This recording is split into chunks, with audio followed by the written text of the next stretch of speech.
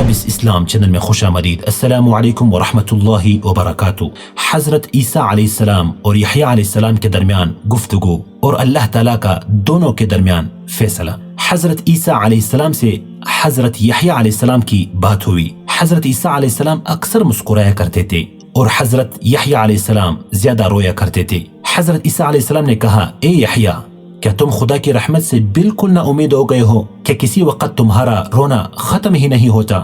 حضرت یحییٰ علیہ السلام نے فرمایا کہ اے عیسیٰ، کیا تم خدا کے قہر سے بالکل بے خوف ہو گئے ہو کہ تم کو ہر وقت ہنسی ہی آتی رہتی ہے؟